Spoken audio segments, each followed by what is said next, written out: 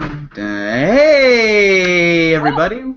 Woo! Leah's caught by surprise. I was very Even though I fast. said we're going to start now. Hey, everyone! Welcome to Deep Thoughts on SNL, an SNL companion show of we talk about the episode and we play games and whatnot. My name is Rob Moden. With me today, alphabetical first name. It's Brian Edwards. Yes. Leah Sueco. Towards the end of the season, we're finally getting the introductions down. It's only taken 2 years for us to be able to do this. I'm like a proud mother. This is Mother's Day in more ways than one. So proud of it. You're really the mother of the podcast, absolutely. How is everybody? What's new with everyone? New, not much. Going to play some Seinfeld trivia tonight. Looking forward to Leah that. also has trivia, right? Yeah, I have trivia tonight as well. And apparently I'm the only one who didn't get invited to any trivia tonight. So. You can come to trivia with me, Rob. Okay, how much are flights to Portland? About $800. You got that right? I have it. Do I want to spend it? I mean, I have it. Calm down. I have it. Of course. Moneybags is letting it be known. Mm-hmm. How's your trip, Brian? I haven't seen you in trip to Australia was amazing. Yeah. Month in Australia. Can't really complain too much about that. Yeah, what were you doing out there? Just friends of mine got married in Newcastle, and then hung out with them for a week in Canberra. No, Newcastle's not the one in England. No, Newcastle just north of Sydney. And went to Melbourne for the comedy festival, so I saw tons of comedians there. It was amazing. Sydney, Uluru, or Ayers Rock for about a week. Hit like 6 cities, 4 of their territories, states, whatever. 30 days. It was great. Yeah, it was really good. Yeah. Was the best part of the trip when you stopped over in Houston to see Bo Burnham? That was a highlight. Highlight for sure. But not the best part. Not the best part, no. Okay. Was that hanging out with... since this is going on air, I have to say it was the wedding. Oh, okay. No, it was actually. Are they Australian, or did they just get married there? No, they're Australian. Met the one, Aaron, in Washington at the Twin Peaks Festival. Let's not get prettier than that. Are there any weird Australian wedding traditions? Like, is there? Do they have to do? No, but theirs was very. Or something. Theirs was very kind of do it themselves. They did a lot of the decorating and kind of the ceremony. Kind of cobbled together different traditions from different cultures. Kind of combined them together, which is really cool.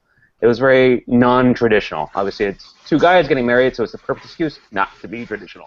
Kind of did their own thing. It was really good. I liked it a lot. Oh, it's 2 guys getting married, so everything is backwards down here. Yeah, exactly. I hope there are people out there who who know of Brian's sexual orientation, so he knows that it's kind of okay when you out me. I'm sure there's a few people who know of Brian's sexual. Oh, our 12 listeners. I had to actually switch Twitter accounts last night mid-show because I was going to tweet a picture of like the bass player from Florence and the Machine and make a suggestive comment. Go, I really shouldn't from the actual Deep Thoughts. I'll just switch quickly to my account. It's not on brand for Deep Thoughts. Deep Thoughts is a straight account. Exactly. I gush enough about Pete and Colin Jost as it is. So we'll take it off to a different account. I mean, we can get right into. I know you already promised Megan on Twitter that you would get right into Jost on Update. We can go right into it. How did people find this episode? I know. When I live tweet it, I think I tend to enjoy the show more than if I wasn't live tweeting it. I don't know if it's because I'm purposely looking for funny little moments to talk about or take a picture of. It's interacting with people who are liking things or commenting during the show. It makes it more fun for me, so I find really enjoy a show when I'm live tweeting it. And then you guys are like, that was okay. I'm like, really? It was super fun. And I go, well, maybe it is me thinking it was better than it actually was. I don't know. I enjoyed it overall. It wasn't outstanding, but I thought it was pretty fun. That is interesting, because to me, ironically, anytime I have to live tweet it, or like last night when I do live points, I don't like it as much as I think I do. Because it's just like a drag, and I gotta like keep one eye out for points or for discussion. Points always I always save it for the next day. I never do points during the actual live watch. Which is why getting the plug in early is going to be fun when we do a live thing for the finale next week at Hitch in Toronto. Leah's not going to be there, so you know it's going to be great. Oh. We're going to drink.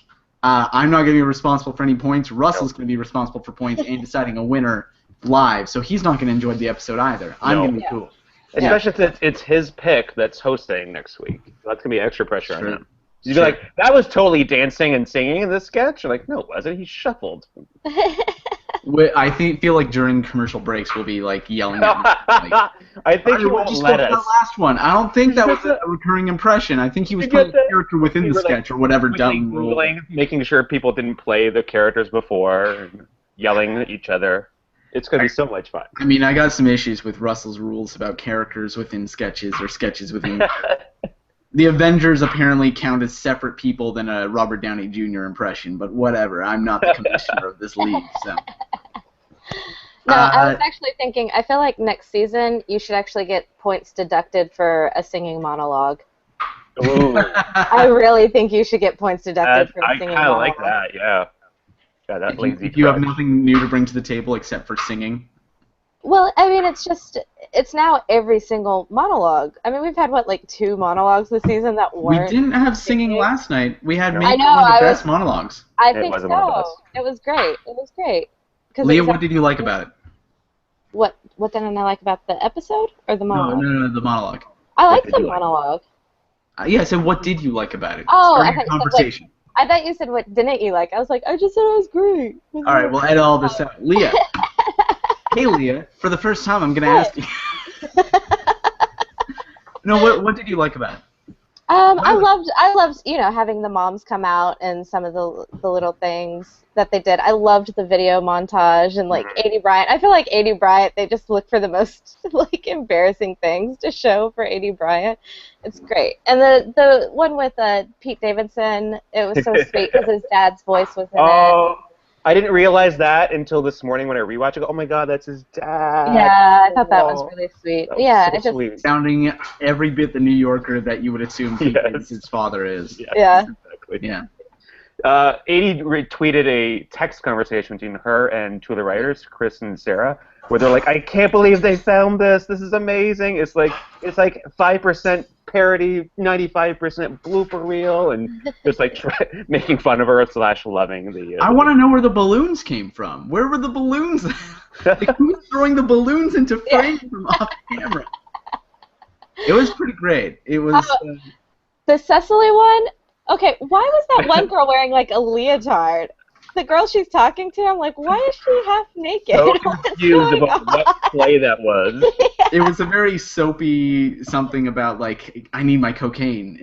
Somewhere. Like if it wasn't years and years ago, I would have assumed it was some sort of like Glee, soap opera. It was probably teen an drama. ABC Family of the movie of the week or whatever they used to do, those cheesy family movies.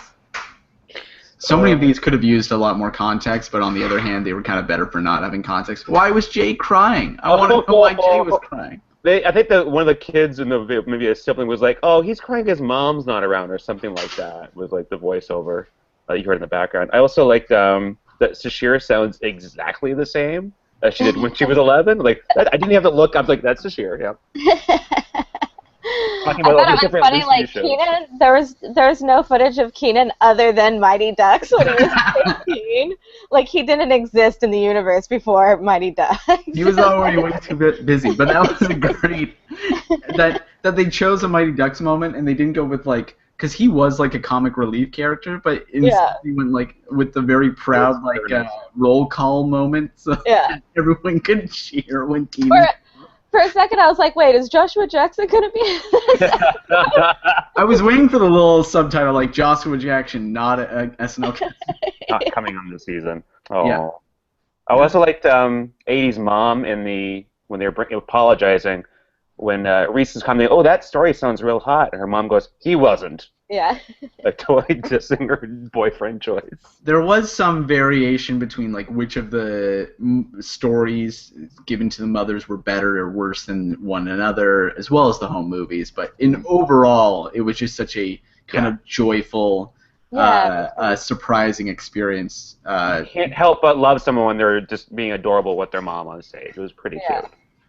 It was a nice step up from when you saw their 7th grade pictures in the twin bed sketch last year, when you saw them when they're like 12, 13, and now you get to see them when they're like 10, 11, 12, whatever, being even more embarrassed because it's actual video this time instead of just a picture. Yeah, like Vanessa Bayer's clip. I was like, what the fuck is she singing about? What the fuck is she talking about right now? Wow. I just love that she was so obviously a performer at that age, as well as Kate. Yes. Yeah. Was her confession that she played Joey Buttafuoco? Yeah. They like reenacted some murders or something. Yeah. Instead of, What do you mean some murders? You know about Buttafuoco. I know you're young. You must have heard about Joey Buttafuoco. I've heard the name. I've heard it referenced on television. No. All right, Brian, let's stop the podcast right now, and you can explain.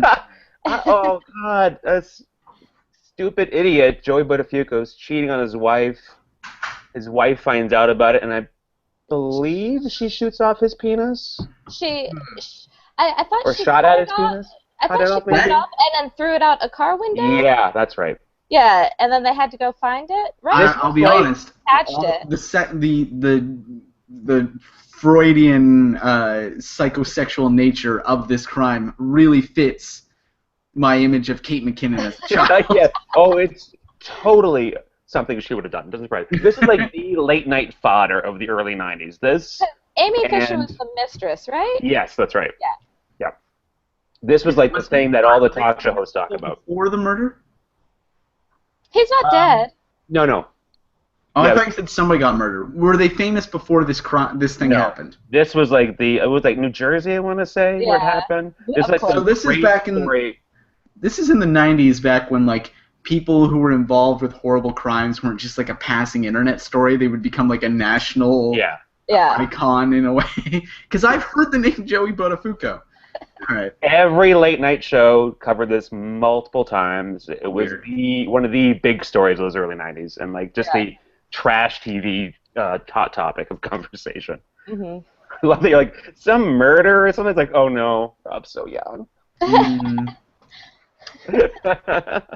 Monologue was great. What else was really good? I really liked Picture Perfect. It was a long walk to that one joke, but then once that one joke appeared, it was great. Apparently, and I'm not surprised. I think it was Megan who said like, Megan works on a comedy show, and like one of her writers had like written the same sketch before, and I'm sure it's happened before, like multiple times, but like it was new to me, the idea of like somebody being forced to do a picture of the Prophet Muhammad.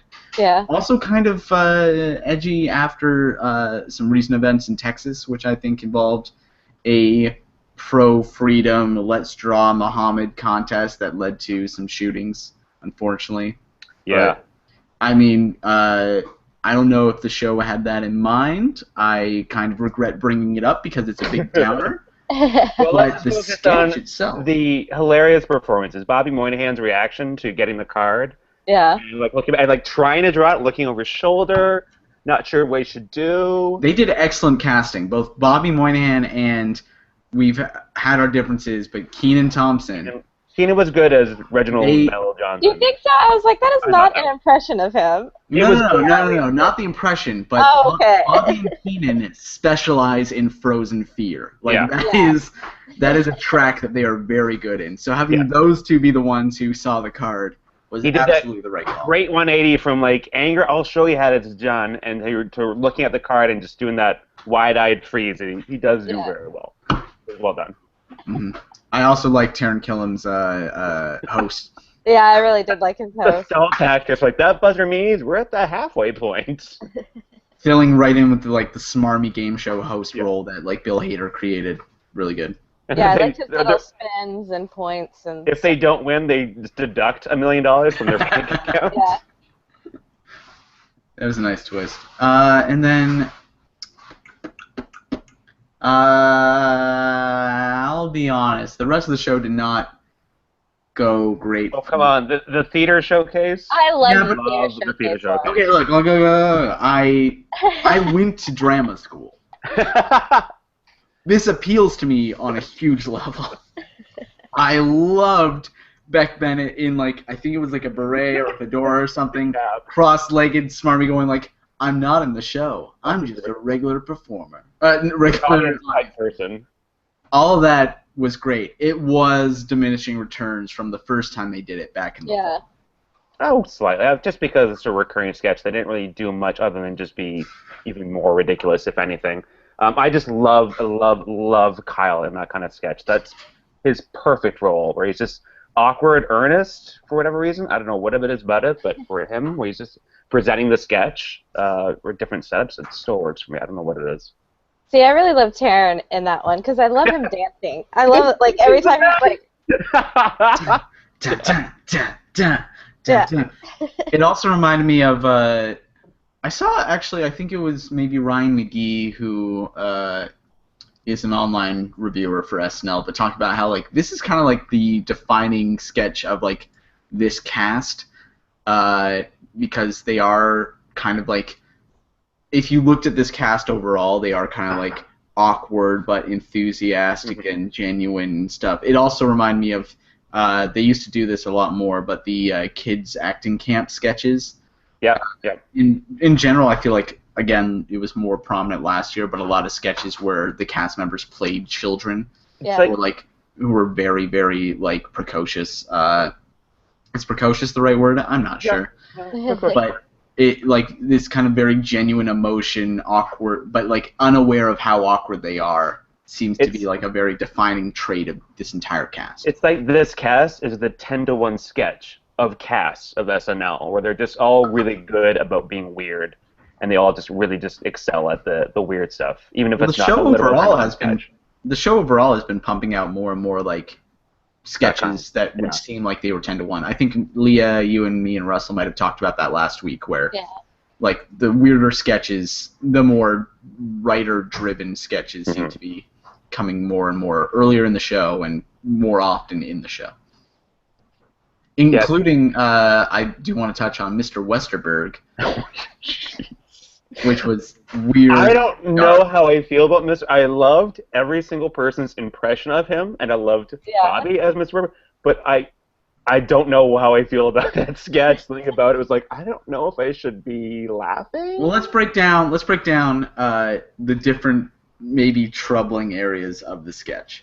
Not in a like this is wrong, but just in a like where did it trip up in terms of like not taking I felt like it didn't take me completely across the finish line of the dark humor. Beck Bennett for some reason, like between this and the monologue where he had like a weird sexual revelation or something. Oh, he like confessed to experimenting with like something that a vibrating pen. Beck Bennett makes me very uncomfortable when he goes to that area in a way that I don't like. Not uncomfortable, funny, not awkward comedy, but just like I genuinely feel like weirded out by this guy right now. I don't know if that's just me. I would have preferred for Beck Bennett to be Mr. Westenberg or whatever, and Bobby Moynihan be the guy who's like, and when he says, because Bobby plays so much better that kind of victim. Yeah, and kind of bubbly innocent. Yeah, whereas Beck Bennett, I just believe is creepy as hell. And I felt it was sad. I was sad. I don't think I should have been. I don't know. But here's the thing. Here's the thing. Bobby Moynihan killed that final shot. Yeah, where he's standing behind the door and he's just like. You can't. I mean, that wasn't great for the podcast. No. Audio listeners, I don't know what the timestamp is, but go look at Leah, because Leah thoroughly creeped me out right there. It was solid, but it was also very weird. It was very dark. It was something I would have more have expected out of a Will Forte, Jason Sudeikis era 10-to-1 sketch that just barely got on. I'm amazed it didn't air at like 12:45. Yeah, I mean, the thing that threw me off immediately from it was because it went someplace I completely wasn't expecting. Because I thought it was going to be a Mother's Day, like it was Hallmark, so I thought it was going to be like a Mother's Day, them writing Mother's Day card things. And so when it went there, I was like, wait, that is not what I was thinking. I'm sure Hallmark is thrilled at the product placement. I didn't think about that, too. I noticed the big Hallmark sign in the sketch. Like, oh, yeah, it is. Okay, it's classic. What else? I just loved everyone's reactions in it, though. Like, I don't know what it was, but Reese Witherspoon's wig delighted me for some reason. Her little bob I love wig. that wig. Yeah, I actually love that wig as well. And he he did this thing where it's like almost like doing a face palm at one point. And Vanessa gave the best, like, what is wrong with you? Like, just, she felt so horrible for him reacting. Yeah. Everyone was really good in that. There were no duds in that sketch at all. I did also like that after the first initial, like, Beck confession, they were all like, what was that? And then the boss comes back out, goes back in, and then Pete immediately jumps right back into, like, just another... I have a stupid car. Speaking of, like, so I don't know who did that sketch, but it felt like a very writer-driven sketch. I thought it might even be, because of Beck's involvement, it might be a Good Neighbors thing. But I also wonder who was behind the water slide thing, because that felt so Good Neighbors to me, but in a live setting, and it didn't really work. But there was nothing to it. Like, it felt like half the sketch was missing. But to be fair, so that's the same as, like, and it was very similar characters to the SoCal digital shorts. Yeah. Like, it's just like character study, but, like, I don't know if it works in a live setting. It probably can under some context, but it was just strange, and it didn't even hit the basic beats of a sketch that, like a beginning and a middle and a not really end that payoff of some sort, though. Most SNL sketches don't have an end. This really didn't even have, like, any sort of... It didn't have a middle. It didn't have a middle. We're still setting like, they thought the lifeguard was hot, and people were anxious to go down the slide, and that was about it.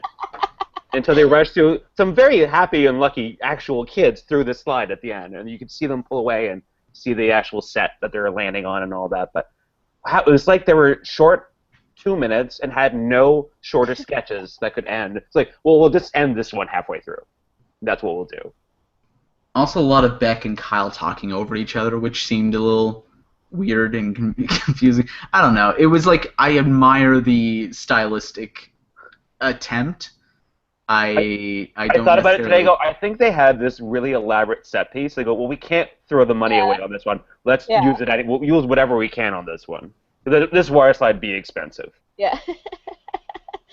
This water slide be expensive? Yeah, this water slide be expensive. That's how they talk. New York Hollywood lingo. Yeah. It was also weird. Didn't it have running water? But, like, when it pulled back at the end of the sketch, it revealed that it was just like a sand. Yeah, that's what it looked like. Kiddie pool at the bottom or something. A soft landing there. No.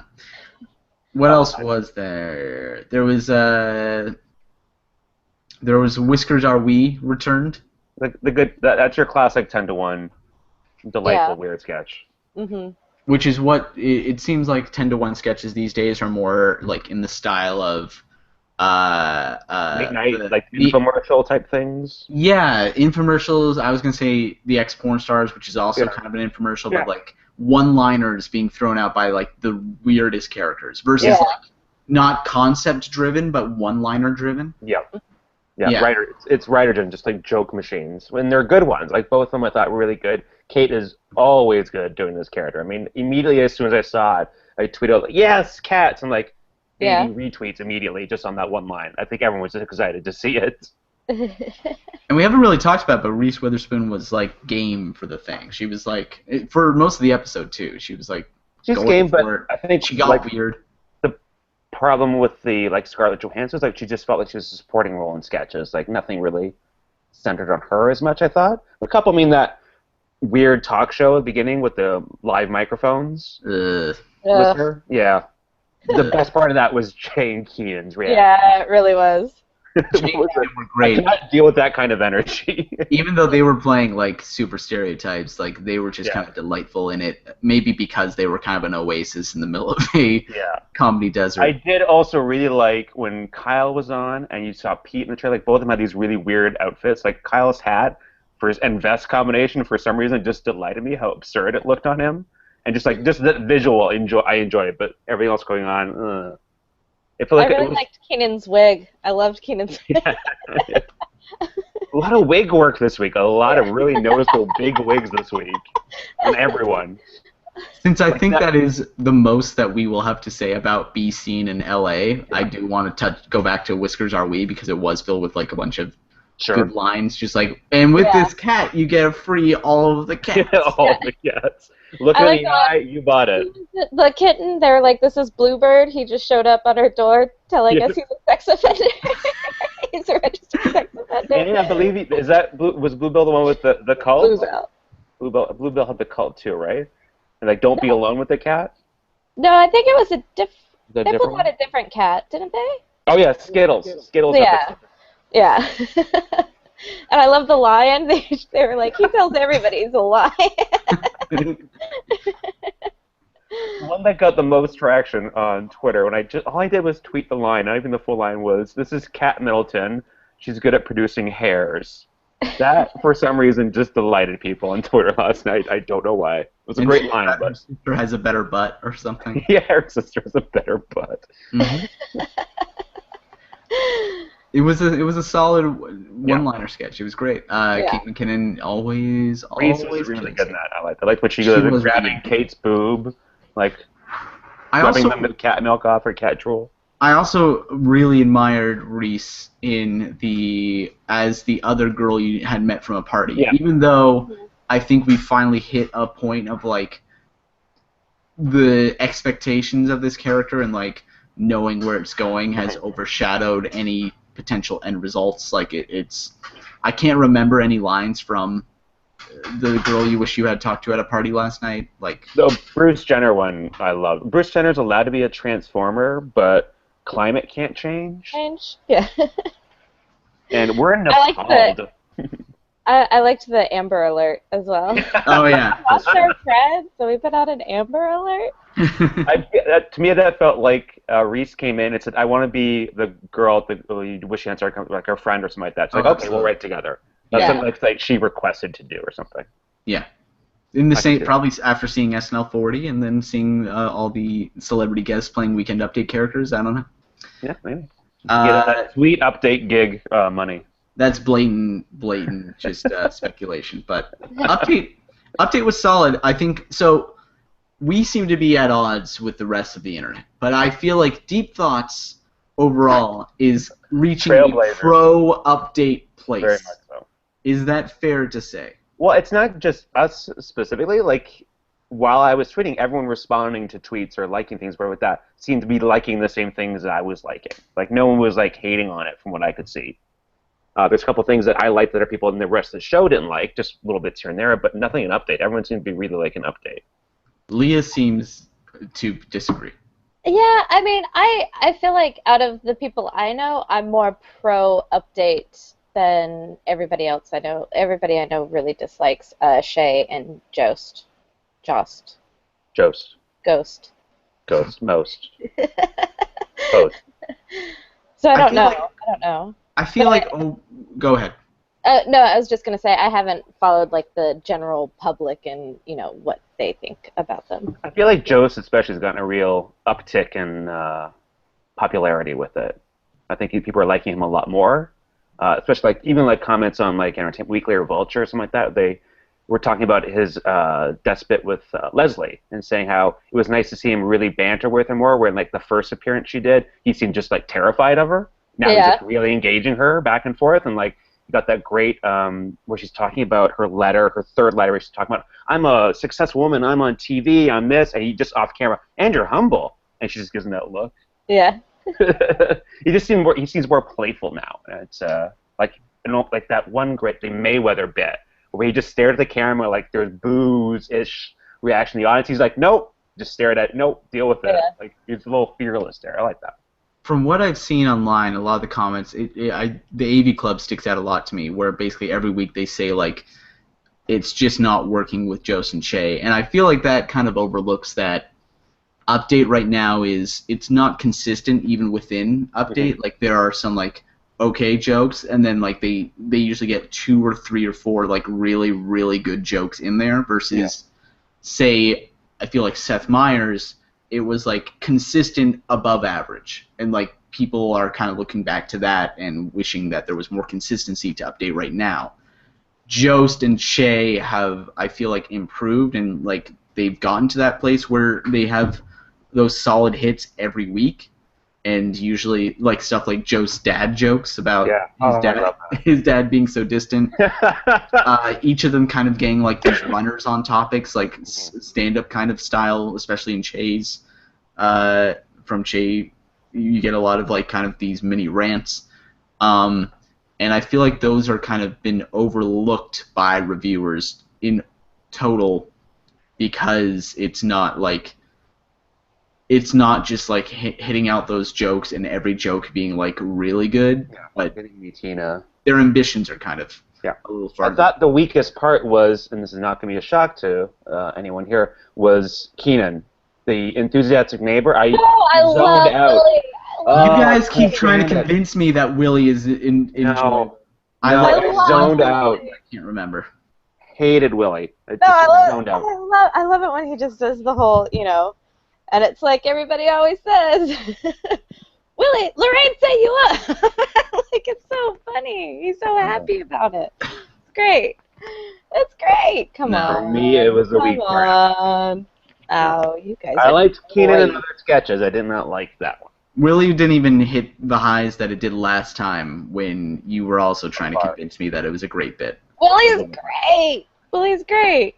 Leslie Jones, I also thought was kind of in the same way as Willie, as Girl You Wish You Hadn't Talked To at a Party. Like, we expect this at this point. It's like kind of hitting the same notes again and again. I don't know if you guys saw it. Like they released a cut digital sketch with Leslie Jones. Yeah. I retweeted it out, and it's actually viewable in Canada. I was shocked. Where she's channeling her inner white girl, which is Reese Witherspoon, as like a little angel that no one else can see. And she's having she's in line at a bank, and she's being falsely overcharged for something. And Reese Witherspoon's like, the white girl is like, calm down, it's just an error, just calmly explain to ask, speak to the manager. Manager! And you see her like no one else can see who she's talking to. She's screaming on her.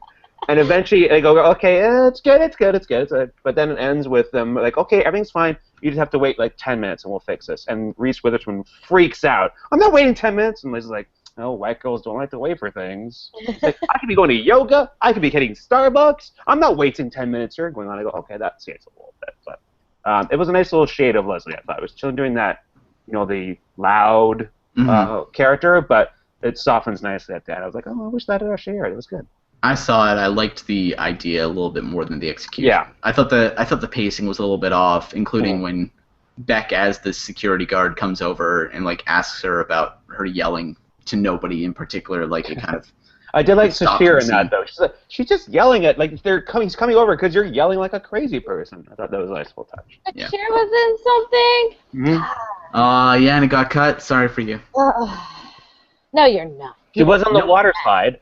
What are you complaining about? Yeah, that was the one time. The one time we saw her the entire. Well, I guess she was in the monologue as well. We also have. So there was the. I don't know what to call it. I originally called it Southern drinking, like a bunch of Southern women drinking.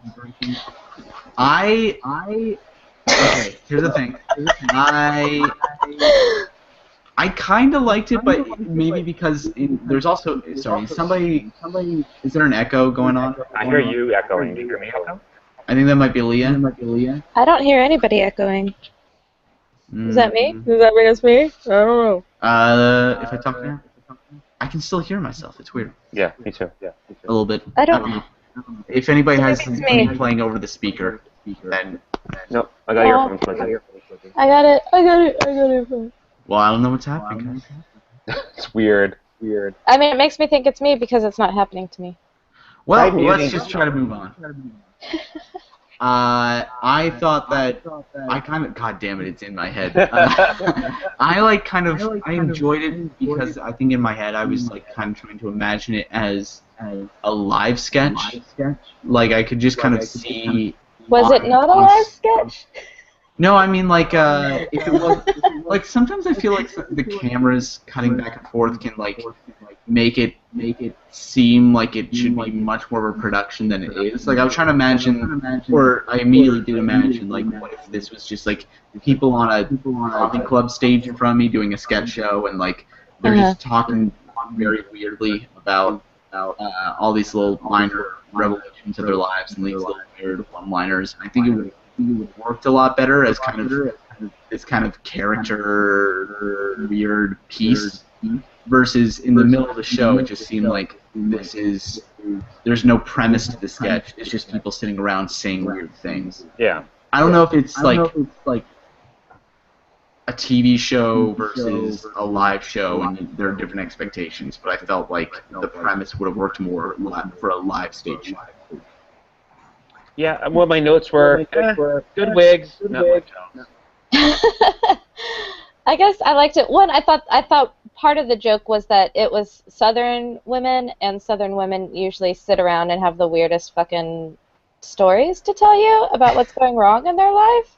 Yeah. Like it's That's just the thing like, you really can tell as an bizarre. American, apparently. I don't know. But I also really did love the ending. I really did love that they were robbing the place, evidently. It was so, out of left field that I was just like, I love it. Yeah. I guess I could see that. I Like, liked it. it's Southern. Like they don't talk about what the issues. Like they'll kind of hide it under that flowery chatter about like polite society. So they don't really talk about anything dark. And Yes. it just becomes more of a flowery, just, everything's just fine and dandy, and they talk about the weirdest shit, but they're covering with the sweet saccharineness. I don't know. That's what I got from it. That's why I think it was set in the South. I've muted Leah as a test. I That thought seems to be that working. it seems like it's working. It seems like the echo has disappeared. Here's the thing, though. I don't know how to unmute her. Can you not just like hover over her icon? I'm trying. Oh, no. Oh, what have I done? Oh. I can unmute myself. All right, Leah, why are we echoing when we talk to you? I don't know. I don't hear you. Why are you echoing. ruining Like, the podcast, Leah? Okay. It's perfectly fine on my end. And then I think the last thing we have is the Republican cold open. I don't know what the point of this was. It just, I think it's a get ready, here are your parade of impressions that you're going to be seeing over the next year and a half. But I don't know if it even needed a logical through line, but why is this DJ introducing them? Why are they all in club? What is the context of this situation? Republicans trying to be cool. Okay. And I loved Cecily as the DJ. I thought that was great. I did enjoy that. Leah, do you have any thoughts? Is this better? Is this? Yeah. I think so, yeah. Okay. I unplugged my headphones. I'm leaving all of the echo talk in. I don't know why. It made me laugh. So there you go. Leah, what were your thoughts on the cold open? I thought it was really boring. And I feel like it's the same joke they always make about Republicans not being cool or fun or whatever. Like it's not a fresh idea or anything like that. So I didn't really understand it. Well, as we all know, we voted in a cool president, and look what happened. Friggin' Barack Hussein Obamacare, drone security state, Deficit Benghazi, slashing, Medicare providing. tax. I did enjoy Bobby's dancing. He was my favorite of the dancers. Bobby was the best dancer in your view? Leah, who was your favorite dancer? I think Kyle. Kyle was very interesting. That's an interesting Rand Paul. Yeah, That's I a was great take on it. this He was choking. Yeah. I did like Taryn as Marco Rubio without a shirt, all oiled up. Oil all over his chest. Mm-hmm. I know I just said I enjoyed that. Yeah, I know you did. Whatever, I'll take it. Mr. Kobe Smulders. Mr. Kobe Smulders. It was interesting, but it was not, I don't know. It didn't really add up to anything. I can't remember any lines from it. I don't know the context of why was this the opening sketch this week? I don't, I guess they all announced themselves, but I think that's probably what it was. Just so you got a slew of announcement this week. Mm-hmm. And so they just, we got to do something. Everyone's got we've got a ton of good impressions of them. Let's just put them all on one roof. Yeah. I assume it was some conversation these people announced themselves this week. We have to do a sketch where we introduce all of them. Yeah. And so exactly. it evolved from some sort of roll call to really weird version of a roll call. DJ club or whatever. Overall impressions of the episode. Brian, go. I had a fun time. It was enjoyable. Much more hits than outright misses. Really, the only miss for me was Scene in L.A., the wine chat, and that weird pool sketch. That was about it. Everything else I thought was fun. Leah? Yeah, I enjoyed it a lot more. I'm not a huge Reese Witherspoon fan, but I actually enjoyed her, and I thought she was a good sport. And Didn't you draft her? Isn't this your pick? Yeah. I'm not a fan, but writer for points. Leah doesn't pick for who she wants to see. She picks for the points. Yeah. Otherwise, I'd pick Jake Johnson 100 times. Please do next year. No, it turns out his Jurassic World part is not that big. He has an equal chance as Lauren. Don't talk her out of it. Don't talk her out of it. Let her pick him next season. I thought I'm kind of on the opposite end of Brian, where I thought a lot of the sketches miss. I talked last week about it being a very hit or miss episode, sketch to sketch. I feel like it was even more so this week. And as we talked about them, I feel like I came across even more neutral, and I might have talked myself into liking some sketches more than I did. But at the time, it was like everything except the monologue and maybe some update and maybe the drama, high school drama sketch. I was just like, bleh. Really? A little bit, yeah. Wow. Because the only thing I really didn't like was the cold open, and everything else, like, even if I didn't really like it, there was nothing I hated in this episode. Well, apparently my tastes are terrible. I don't know. I was, confused by the pool sketch, but I didn't hate anything of it. I go, no, there's like a minute and a half easy missing.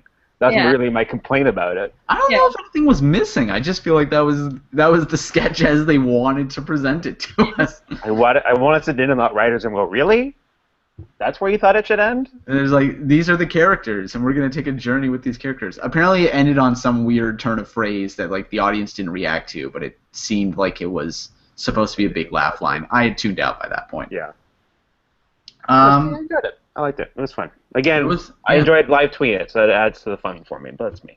I feel like we're all more looking forward to Louis C.K. next week, because I can't remember even what we thought of last year when he hosted, but I feel like overall he's had very solid episodes. Was last year the Lincoln sketch? Was that no, that was a couple times ago. Last year was Baby Boss. It was like one of the first Baby Bosses. Oh, yes. The only one I remember from last year was Mr. Big Stuff. Oh, that's right. Yep. Yeah, Mr. Big. Wait, Sashir was in that. I remember that was one of her first ones, wasn't it? Was that the one where Was that the one where he went to, was it Vanessa or 80's door and like tried to talk to her? Yeah, that was Mr. Big Stuff. Okay, and she's like, shut up. Yeah, yes. I'm looking forward to Louis C.K. now. I'm looking forward to being alive, doing for as many of us as possible. Yeah. I think it's going to be fun. Except for Leah. Speaking of which, shall we talk about points going into... All right, I don't have the mathematical fortitude to actually add up who's in what ranking now in the league. So I hope everyone just kind of remembers that we're all doing well. I can't even remember what place I'm in. But you are in second. What are you talking about? Okay, sweet. That sounds good to me. Oh, humble Rob. I forget where I am. Second place by 6 points. Reese Witherspoon.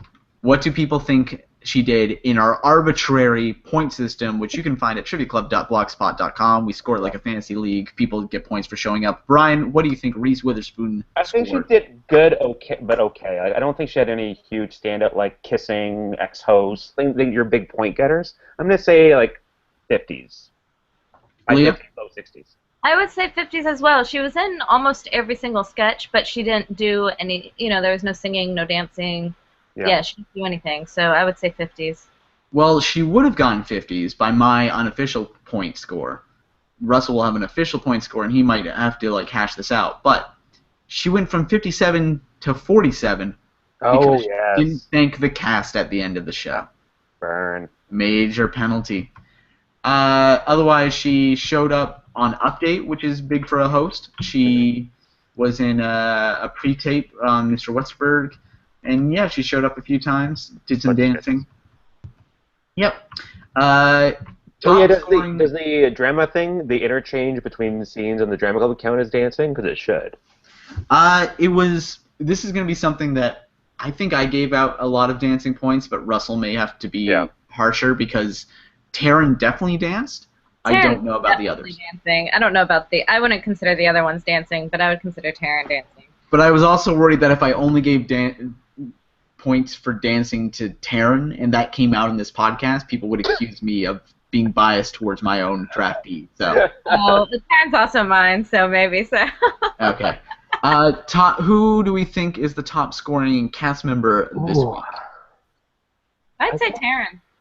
Taryn, Kate, I thought was strong, but again, she seemed to be quiet, but then she broke out recurring character at the end there, so I think that'd give her a nice boost. I want to say Keenan probably had a strong night, too. Kate, Taryn, and Keenan were all strong. They all came in high 40s, low 50s. They were beaten by Cecily Strong at 60 points. Oh, wow. Good for her. By my count, showed up in pretty much everything. She had a big night. Just like showing up, putting in the points. Real strong player. Not a home runner, but yeah, get those hits and you walk the bases. This is not a comment on Cecily Strong, who I love and who hates us because she hates the internet, but yeah. How did you break down the live from New York? Because my count, 7 people said it, and you had I think it's rounded down, right? Yeah. I think so. I think it's rounded down, so everyone got 1 point. Oh, that's a shame. Well, I think there were 10 or more people, so they might have gotten 2 points. Yeah, it might be. He might round up to 2.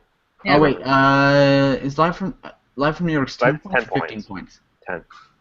10. So because there were more than 5, it rounded down to 1 point each. Oh, okay. If there were 5 people, it would have been 2 points each. Keenan had 52 by my count. Taryn 48. Again, I'm doing very well. Kate 46.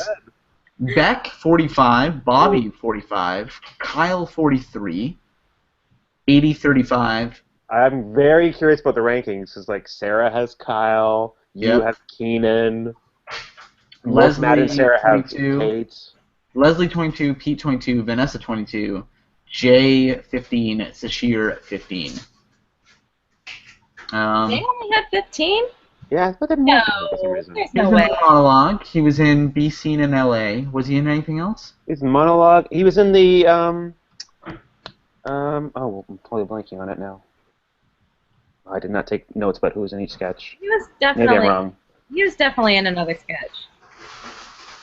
Right? I can't think of it. I mean, if you can't prove it to me, then whatever. Yeah, I think it might just be Monologue in BC. You're right. Oh, okay. Huh. Yeah. I think he should get extra points for those guns that he was displaying in BC. He's got some arms on him. Gotta say, he was looking good in that sketch. Why are you looking at a 2-year-old Jay in those home videos? Be seen. Be seen. Okay. He's the tech guy. 2-year-old Jay. But yeah, going into the finale, apparently it's a close race. Apparently I'm doing well. I'm not keeping track. Whatever. I don't care. How obnoxious are you gonna be if you actually win this thing? Here's the thing. I will be obnoxiously, not caring. Really. I will just act like it's not a big deal. Sarah's giving me a death stare right now because she desperately wants to win. You're lying. You're lying. And she just yelled, "No, I don't!" She looked around the corner and just very bad. We'll see what happens. People should come out to the Hitch on Saturday. Absolutely. Watch the episode with us live. We're going to be watching it on a projected wall on the bar. Please don't tell NBC or Global about that. And then we'll be recording a live podcast after that, probably trying to keep it to an hour so that we can all go home at 2 a.m. and not hate ourselves. Yeah. But it's Victoria Day weekend, so whatever. Yeah. And then, shall we play some games? Ooh. Let the games begin! All right. So, ever since Brian guest hosted and actually did some really interesting twists on the trivia games, I have been so intimidated that I basically dropped everything except the calendar trivia.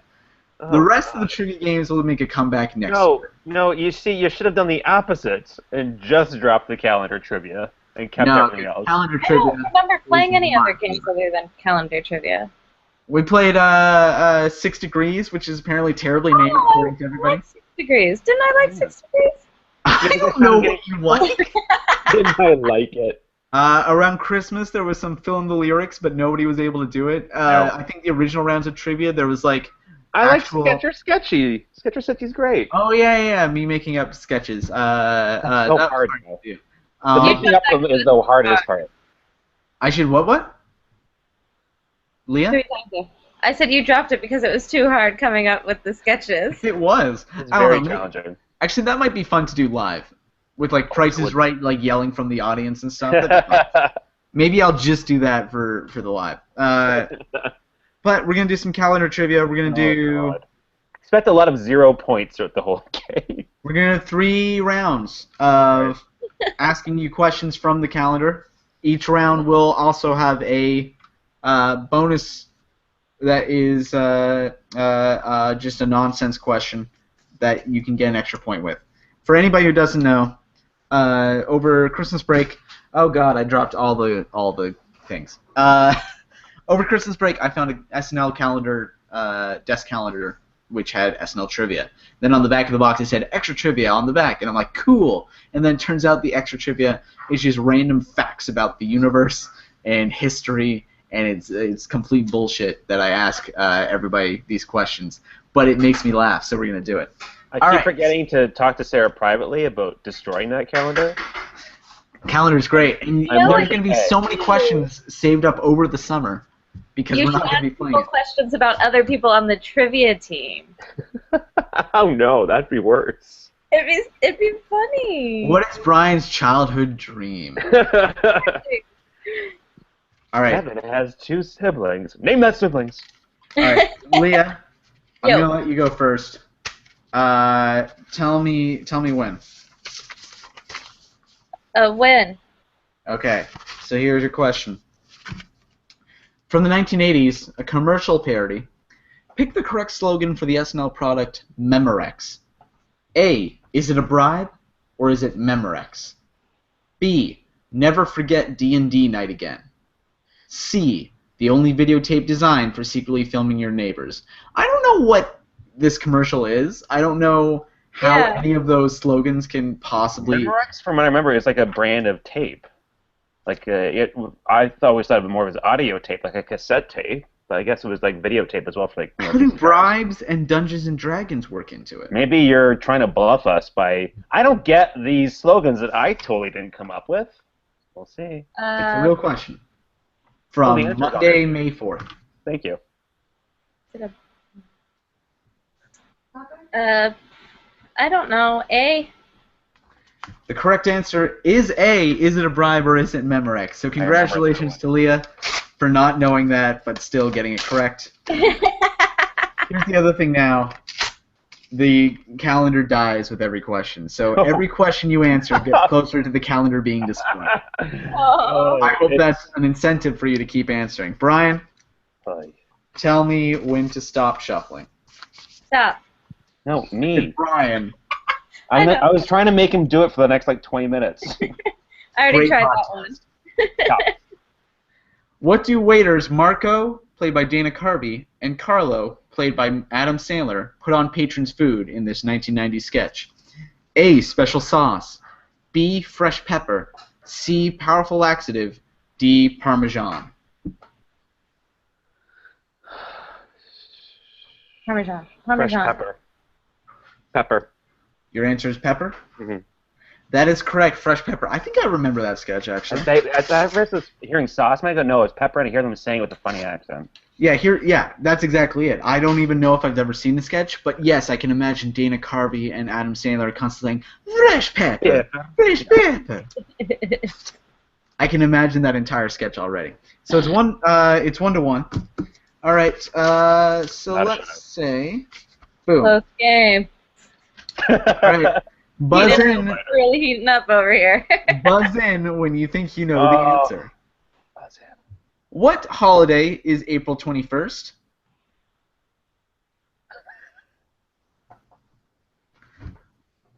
Buzz, no. Buzz. I'm sorry, Leah buzzed in first. You have to give it. He's looking it up. I can see his eyeballs. I was going to go Easter, but it's not the same day every year. That's incorrect. Brian. A bank holiday of some sort? That's not... I can't take bank holiday of some sort. It's also wrong because it's Kindergarten Day, you guys. Kindergarten Day.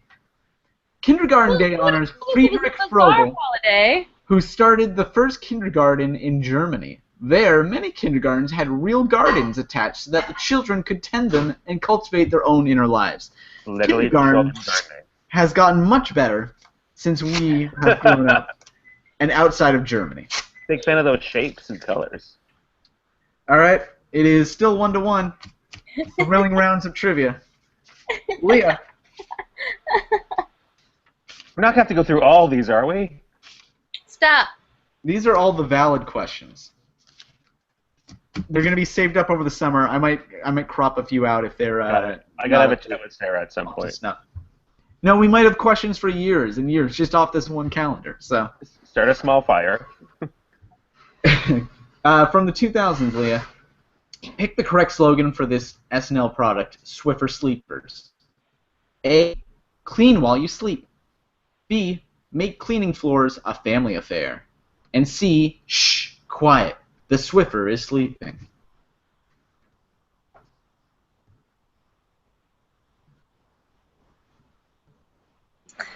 C. You have to answer something. C. Well, what? C. A? C? A. I heard C and A, but they're both incorrect. It is B. Make cleaning floors a family affair. Brian, tell me when. Now.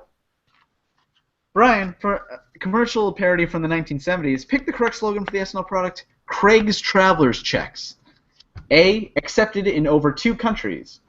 B, he never leaves his apartment. And C, give me your money, please. Can I look at it? Don't look it up. No, I'm not looking at it. it. Oh, look at it. I thought you were asking permission to look it up on the internet. I want to say A, accepted in over 2 countries. Incorrect, it is B, he never leaves his apartment. You guys, you don't seem to be up on your SNL trivia as much as you should be. And for that, I must punish/reward you with a bonus trivia. All right, here we go. Buzz in when you know the answer. Has anybody ever gotten one of the bonus questions right? I think so. I think there's one like a holiday or something like that someone got right. There's a holiday or like how to like spell inaccurate or something like that. It's stupid like that. All right. What is a great energy-saving tip that can help you improve your gas mileage by up to 5%? Buzz. Brian first. Don't idle your car. Incorrect. Leah. Don't stop at red lights.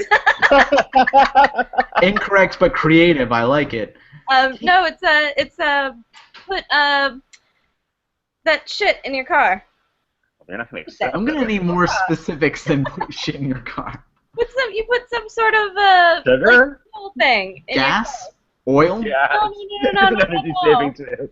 Put gas in your car in order to improve your mileage, because otherwise you get 0.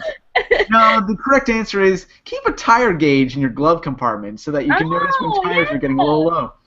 I mean, maintaining proper air pressure can improve your gas mileage by 5%. So nerdy. Also, put gas in your car will improve your gas mileage. I mean, you could argue for the technical point, but we have to get to the next round of SNL trivia. Leah. Win. All right.